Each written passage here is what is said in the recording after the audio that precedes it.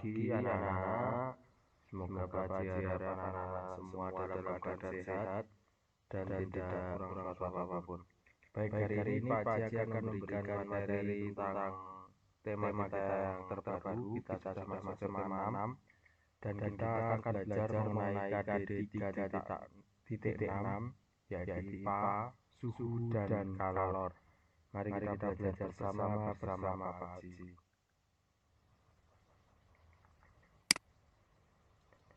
Kita mengidentifikasi sumber energi panas terlebih dahulu pada benda-benda di sekitar. Coba anak lihat benda di samping itu. Ya, ada sendok, ada air, ada gelas, dan ada tangan. Nah, di sana kegiatannya adalah ada seseorang yang memegang sendok. Dan air yang ada di gelas itu ada gambar seperti keluar asap yang berarti itu panas. Nah, apakah kamu bisa merasakan apa yang dirasakan yang memegang sendok itu? Ya, betul sekali. Yang memegang sendok itu juga akan merasakan panas. Itu terjadi karena panas itu berpindah anak-anak. Nah, perpindahan panas inilah yang disebut kalor. Nah, hal tersebut dikarenakan energi panas dari air berpindah ke sendok logam. Sumber energi panas yang digunakan dalam aktivitas adalah air panas. Kemudian ada pengaruh kalor terhadap benda. Panas dapat mempengaruhi perubahan suhu benda. Jika kalor diberikan pada benda, maka suhu akan naik. Jika kalor keluar dari benda atau dilepaskan ke lingkungan, maka suhu benda akan turun. Nah, kalor juga mempengaruhi wujud benda. Ada tiga anak-anak, yaitu padat, cair, dan gas. Pasti kalian sudah mengenal itu. Nah, kita bisa lihat lebih jelas di skema perubahan wujud benda. Di sana ada tiga benda besar, yakni benda gas, benda cair, benda padat. Kemudian ada arah yang memberikan skema kepada kita. Kita mulai dari gas.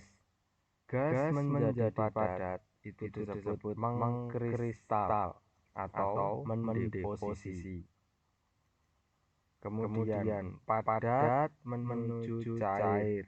Kalau kalian punya benda padat menuju cair, itu namanya mencair. Kemudian benda cair menuju gas, itu disebut menguap. Nah, sekarang sebaliknya. Benda gas berubah wujud menjadi cair. Itu disebut mengembun. Benda cair berubah menjadi padat. Itu disebut membeku. Benda padat berubah wujud menjadi gas. Namanya menyublim. Ada 6 anak-anak, 6 perubahan wujud benda. Dari gas ke cair, cair ke gas, gas ke padat, padat ke gas, padat ke cair maupun cair ke padat. Nah, penjelasan berikutnya, membeku itu apa? Membeku adalah perubahan wujud dari benda cair menjadi padat. Contohnya, air yang disimpan di freezer, lilin cair yang mengeras, dan larutan agar-agar yang mengeras. Kemudian mencair, merupakan perubahan wujud benda dari benda padat menjadi cair.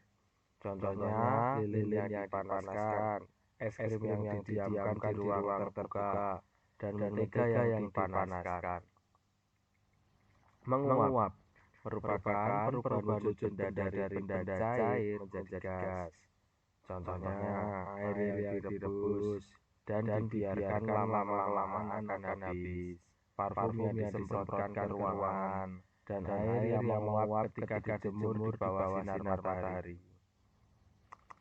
Selanjutnya mengembun merupakan perubahan wujud dari benda gas menjadi cair. Contoh titik-titik air di daun pada pagi hari. Dinding luar gelas menjadi basah saat gelas diisi air es. Nah, selanjutnya menyublim merupakan perubahan wujud benda dari padat menjadi gas. Contohnya kapur barus yang disimpan di lemari. Yang terakhir, mengkristal atau mendeposisi merupakan perubahan wujud benda dari benda gas menjadi padat. Nah, contohnya gas karbon dioksida yang dibekukan menjadi es kering. Nah, selain itu anak-anak, kalian pasti juga pernah melihat benda ini. Ya, betul sekali. Namanya termometer atau biasa disebut termometer ruang. Kita sudah mengetahui bahwa suhu dapat diukur menggunakan termometer. Termometer menggunakan prinsip berdasarkan pengaruh suhu terhadap perubahan volume zat. Volume zat cair memuai jika dipanaskan dan menyusut jika didinginkan. Agar tempat satuan termometer yang biasa digunakan yaitu Celcius, suhu kisaran 0 sampai 100, Reaumur, suhu kisaran 0 sampai 80, Fahrenheit, suhu kisaran 32 sampai 212, dan Kelvin, suhu kisaran 273 sampai 373. Kalian bisa lihat gambarnya anak-anak. Itu skala Celcius dan skala Fahrenheit. Termometer ruang ada dua jenis skala, yaitu skala Celcius dan Fahrenheit. Kita beralih ke hal yang lain, masih tentang kalor. Perpindahan kalor dalam kehidupan sehari-hari. Kalor yang dimanfaatkan dapat mempengaruhi wujud benda. Kalor dapat menyebabkan pemuaian dan penyusutan suatu benda. Pemuaian adalah perubahan benda oleh kalor yang mengakibatkan pertambahan ukuran dan volume benda. Umumnya benda akan memuai ketika dipanaskan dan menyusut kembali ketika didinginkan. Sebaliknya, ada benda yang menyusut jika didinginkan dengan suhu tertentu. Penyusutan adalah perubahan benda oleh menurunnya suhu yang mengakibatkan pengurangan ukuran dan volume benda. Kita lanjutkan. Nah, ini anak-anak contoh yang nyata. Rel kereta api. Pemasangannya dibuat bercelah agar dapat mencegah rel melengkung saat terjadi pemuaian. Jadi kalau malam hari dingin, itu dia masih punya celah. Kadang mungkin kalau dingin sekali akan lebih lebar celahnya itu. Sedangkan ketika pada siang hari saat panas, karena rel itu memuai, maka dia akan menyempit celahnya. Jika tidak ada celah, maka dia akan melengkung. Contoh selanjutnya dari penyusutan. Ban sepeda yang terlalu lama diletakkan di atas lantai dapat menyebabkan udara di dalam ban menyusut. Kemudian ada cara-cara perpindahan kalor dalam kehidupan sehari-hari.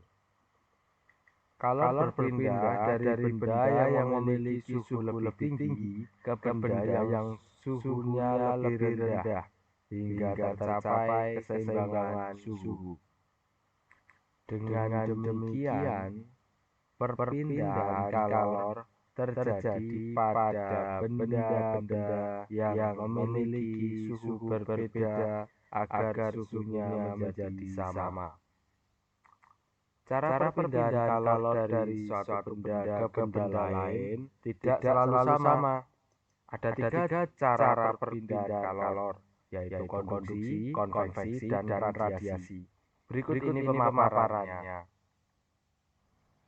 Konduksi merupakan perpindahan kalor tanpa disertai perpindahan zat perantara. Berikut contoh peristiwa konduksi dalam kehidupan sehari-hari. Yang pertama, mencelupkan sendok logam ke dalam air panas. Lama-kelamaan gagang sendok yang terbuat dari logam akan terasa panas.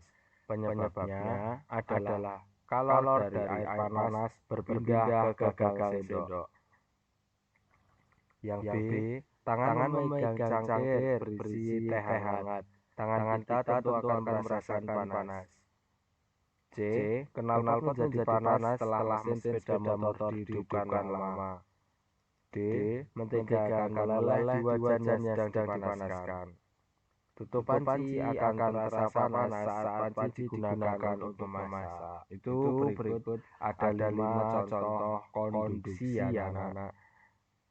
Lanjut ke konveksi, merupakan perpindahan kalor melalui perantara, di mana zat perantaranya ikut berpindah. Berikut contoh peristiwa konveksi dalam kehidupan sehari-hari.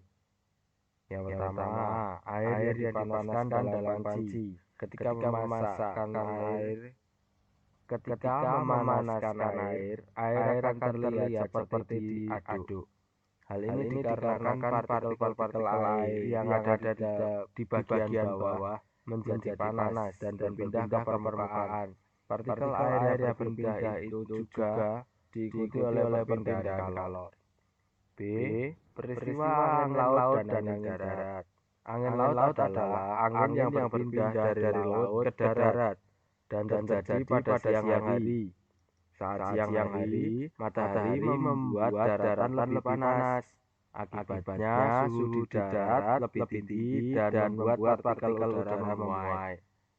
Partikel udara yang memuai menyebabkan tekanan udara di darat lebih rendah, sehingga angin dari laut yang memiliki tekanan lebih tinggi akan mengalir ke darat.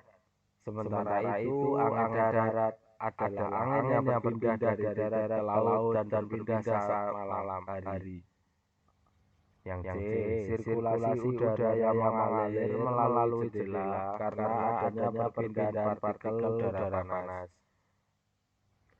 Kemudian yang terakhir, radiasi merupakan perpindahan kalor tanpa melalui perantara. Berikut contoh peristiwa radiasi dalam kehidupan sehari-hari. Yang A, tubuh terasa hangat ketika dekat dengan api, seperti saat dekat dengan api unggun. B, panas matahari yang terasa sampai ke permukaan bumi. C, menghangatkan telur ayam atau bebek di bawah cahaya lampu. D, menjemur pakaian saat matahari sedang terik. Itulah ada 4 contoh kegiatan radiasi. Nah, kita sudah sampai di penghujung video ini anak-anak. Anak-anak, Pak Haji minta untuk membuka pena 5C di tema ke-6. Maaf, ini belum ada di sini. Pak Haji lupa menuliskan. Harusnya pena 5C. Nah, kalian bisa buka halaman 34 sampai 35. Kemudian kerjakan ayo berlatih nomor 1 sampai 4. Kerjakan di buku latihan tematik dan diunggah ke OneNote. Baik anak-anak, salam sehat, Tuhan memberkati.